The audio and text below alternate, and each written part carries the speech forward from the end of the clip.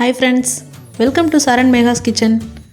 வீடியோக்குள்ள போறதுக்கு முன்னாடி Saran Mega's channel subscribe பண்ணாதவங்க subscribe பண்ணிக்கோங்க. மறக்காம அந்த bell பட்டனை press பண்ணிக்கோங்க. Hi viewers, இந்த வீடியோல நம்ம beetroot பொரியல் எப்படி செய்யலாம்னு பார்க்கலாங்க.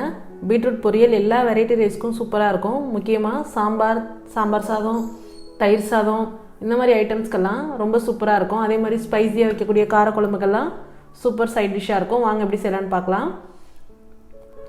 அதுக்கு நான் இன்னைக்கு ஒரு பீட்ரூட் எடுத்துக்கங்க. அந்த பீட்ரூட்டை நல்லா வாஷ் பண்ணிட்டு மேலே இருக்கக்கூடிய தோலை சுரண்டி எடுத்துக்கணும்.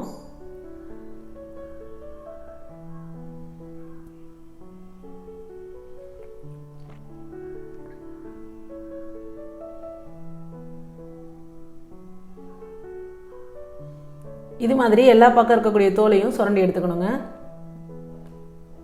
பாருங்க ஃபுல்லாக தோலெல்லாம் சீவியாச்சு. அடுத்ததாக இதை நம்ம வாஷ் பண்ணிவிட்டு நமக்கு எந்த மாதிரி ஷேப்பில் சைஸில் வேணுமோ அந்த மாதிரி நம்ம கட் பண்ணிக்கலாம்.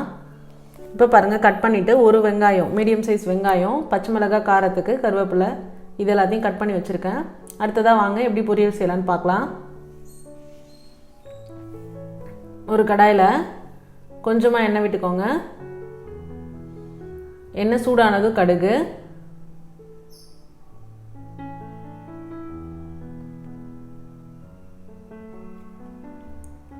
கடலைப்பருப்பு 1/4 டீஸ்பூன் போட்டால் போதுங்க. உளுந்தம்பருப்பு 1/4 டீஸ்பூன்,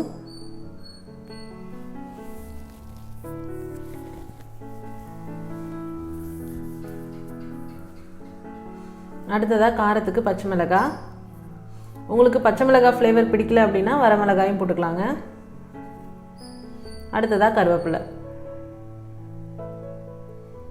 பச்சை மிளகாய் கொஞ்சம் வதங்கி வந்ததுக்கு அப்புறமா நம்ம கட் பண்ணி வச்சிருக்கக்கூடிய வெங்காயத்தை சேர்த்துக்கலாம். நான் ஒரு மீடியம் சைஸ் வெங்காயம் சேர்த்துருக்கேன்.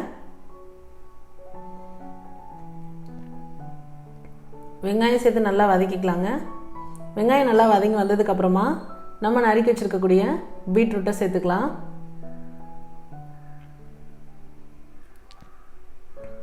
இப்போ இது எல்லாத்தையும் சேர்த்து நல்லா கலந்து விடுங்க.